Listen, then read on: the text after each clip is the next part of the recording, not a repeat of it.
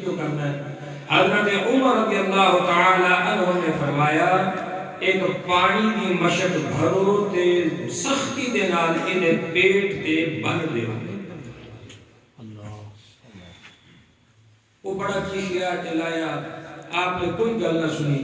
آپ نے فرمایا بس ایک کام کرو، مشک پانی کی بھرو اور اس کے پیٹ کے ساتھ باندھ دو. باندھ دی. فرمایا کوئی اس سے کوئی کلام نہ کرے، بس یہ کوئی پہرا دے کہ 3 دن اور راتوں تک یہ اپنے پیٹ سے اس بھری ہوئی مشک کو ہٹا نہ سکے، اسے کھول نہ سکے. یہ اس کے پیٹ کے ساتھ اسی طرح جکڑی رہے اور بندھی رہے.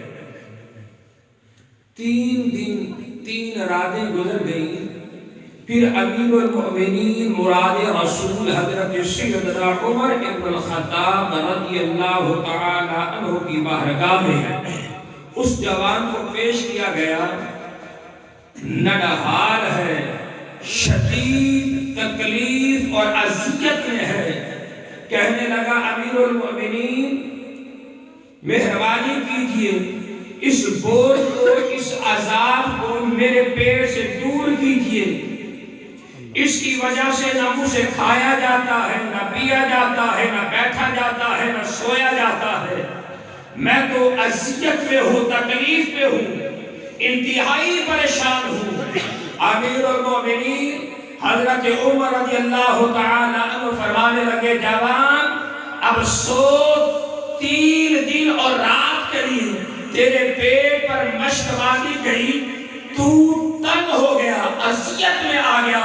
ذرا تصور کر اس ماں کے حوصلے کا جس نے 9 مہینے تک پیٹ میں رکھ کر تجھے اٹھایا ہے، جس نے 9 مہینے تک اپنے پیٹ میں رکھ کر تیری وجہ سے ملنے والی تکلیف کو تکلیف نہیں سمجھا، اللہ کی رضا پر راضی رہی. آج 3 دن کے لیے تو نے اپنے پیٹ پر اسے باندھا، تجھے اتنا احساس، اتنی تکلیف. فرمایا ذرا اس ماں کا بھی خیال کر، اس ماں کی تکلیف کا خیال کر. قربان جاؤں یہ میرے اللہ رب العزت کی کرم نوازی ہے احباب کہ اللہ رب العزت اولاد کو ماں کے پیٹ میں بعد میں ڈالتا ہے، ماں کے دل میں اس کے لیے رحمت، شفقت اور محبت کا دریا پہلے چلا دیتا ہے. سبحان اللہ.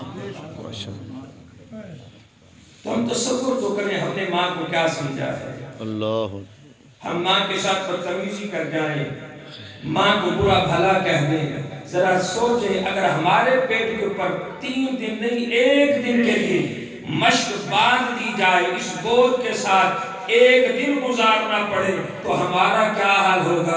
تو اس ماں کی محبت پر قربان جاؤں جو 9 مہینے تک پیٹ میں رکھ کر ہمیں چلتی ہے، کھاتی ہے، پیتی ہے.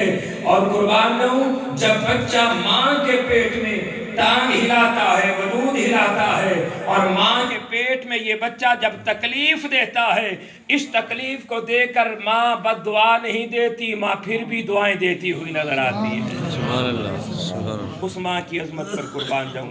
اور آخری جملہ 1.5 منٹ سے بھی کچھ سیکنڈ کم باقی. آقا علیہ الصلوۃ والسلام کے غلاموں، تبوک کے موقع پر حضور علیہ الصلوۃ والسلام، یہ ابو داؤد شریف کے اندر حدیث مبارکہ ہے، آقا علیہ الصلوۃ والسلام خیمے میں تشریف فرما ہے کہ حضور علیہ الصلوۃ والسلام کے رضائی والد حضرت اماں حلیمہ سعدیہ کے شوہر حضرت ابو الحارث رضی اللہ تعالیٰ عنہ بکریاں چراتے چراتے اس مقام پر آئے. لگے ہوئے خیموں کو دیکھا تو پوچھا آج بہار کیسی ہے، کل تو یہاں پر کوئی نہیں تھا. اللہ اکبر. کہنے والوں نے کہا آج یہاں آمنہ کا لال آیا ہے، آج وجہ تخلیق کائنات آیا ہے. سبحان اللہ. حضرت ابو الحارث خیمے پر پہنچے. میرے پاک نبی صلی اللہ علیہ وبارک وسلم نے اپنے رضائی والد کی خوشبو کو محسوس کیا. میرے پاک نبی استقبال کے لیے کھڑے ہوئے خیمے کے دروازے پر آئے. حضور علیہ الصلوۃ والسلام نے اپنے والد سے ملے اور ہاتھوں میں ہاتھ ڈال کر خیمے کے اندر لائے.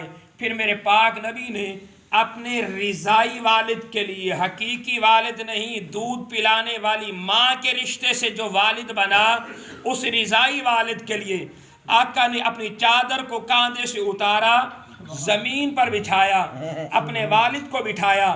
حضرت ابو الحارث عرض کرتے ہیں یا رسول اللہ، آپ نبیوں کے سردار ہیں، وجہ تخلیق کائنات ہیں، تاجدار ختم نبوت ہیں، آپ چادر پر بیٹھیں، میں نیچے بیٹھتا ہوں۔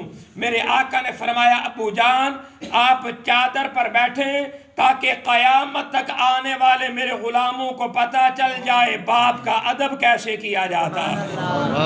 بس چند لمحے اور گزرے، نعرہ رسالت یا رسول اللہ تابان، جب نعرے تقریر کریں گے پھر نعرے بھی سنا گے۔ ابو الحارث کی زوجہ محترمہ، میرے پاک نبی صلی اللہ علیہ وسلم کی رضائی ماں، ابو داؤد شریف کی حدیث مبارکہ آپ کو سنا رہا ہوں۔ آپ اپنے شوہر کے لیے کھانا لے کر اسی میدان میں آئیں، دیکھا بکریاں چر رہی ہیں، شوہر موجود نہیں ہے۔ پوچھا یہ بکریاں چرانے والا کہاں ہے؟ بتایا وہ سامنے خیمے میں ہے۔ پوچھا اس خیمے میں کون ہے؟ کہا خیمے میں وہ ہے جس کے حسن کو دیکھ کر 14ویں کا چاند بھی شرماتا نہیں۔ سبحان اللہ۔ بس آپ کا تو سننے کا موڈ ہے مگر وقت نہیں اجازت دے رہا۔ حضرت اماں حلیمہ سعدیہ، بس اختتامی جملہ، اماں حلیمہ سعدیہ رضی اللہ تعالی عنہا اس خیمے کے دروازے پر آئیں، اللہ کے پاک نبی صلی اللہ علیہ وبارک وسلم خیمے کے اندر چادر کے اوپر اپنے رضائی ابو جان کو بٹھا کر محبت کی باتیں کر رہے ہیں۔ ماں حلیمہ سعدیہ دروازے پر پہنچی تو میرے پاک نبی نے اماں کے وجود کی خوشبو کو سونگھ لیا۔ غیب کی خبریں رکھنے والے نبی نے نظر اٹھائی اور پتہ چل گیا کہ خیمے کے دروازے کے پیچھے وہ آئی ہے جس کی گودی میں کھیلتا رہا ہوں، جس کی انگلی پکڑ کر میں چلتا رہا ہوں، مجھے لوریاں دینے والی، دودھ پلانے والی میری ماں حلیمہ آ گئی۔ حضور اٹھے، آقا علیہ السلام نے دروازے پر جا کر پردہ ہٹایا، اماں حلیمہ کے ہاتھ میں سوٹی ہے، آقا علیہ السلام نے ڈنڈا لے لیا اور اپنا نبوت والا کاندھا پیش کر دیا۔ اماں جن کے بیٹے موجود ہوں انہیں ڈنڈوں کا نہیں اولاد کے کاندھوں کا سہارا لینا چاہیے۔ وہ کیسا نظارہ ہوگا، اماں حلیمہ نے میرے مصطفیٰ کے کاندھے پہ ہاتھ رکھا ہوا ہے۔ اندر آئیں، آقا علیہ السلام نے دوسری چادر لی، اپنی ماں کے لیے بچھایا۔ اب ماں اور باپ، رضائی ماں اور رضائی باپ دونوں کو چادر پر بٹھایا۔ اب یہ اختتامی جملہ یاد رکھنا، دونوں کو چادر پر بٹھایا، ایک چادر پر باپ بیٹھا ہے، ایک چادر پر ماں بیٹھی ہے، اور نبیوں کا سلطان آمنہ کا لال جو شب معراج اللہ کی بارگاہ میں جائے تو رب کہے کف یا محمد ان ربک یصلی، اتنا سفر کر کے آنے والے محبوب اب رک جا، درود و سلام کے ذریعے رب کو استقبال کر لینے دے۔ جس کا استقبال خود خدا کرتا ہے اس نبی کا حال یہ ہے، ایک چادر پہ باپ کو بٹھایا، ایک چادر پہ ماں کو بٹھایا۔ حضور چادر کے اوپر نہیں بیٹھے، نیچے سامنے بیٹھے۔ ماں کہتی ہے، باپ کہتا ہے، بیٹا محمد صلی اللہ علیہ وبارک وسلم آپ چادر پر بیٹھے۔ میرے آقا فرماتے اماں آج نیچے بیٹھ کر آپ کے سامنے بیٹھ کر قیامت تک آنے والے کلمہ پڑھنے والوں کو یہ پیغام دینا چاہتا ہوں، محمد الرسول اللہ صلی اللہ علیہ وبارک وسلم کا نوکر، حضور کا غلام وہی ہوگا جو میری طرح ماں سے پیار کرتا ہوا نظر آئے، باپ کا احترام کرتا ہوا نظر آئے۔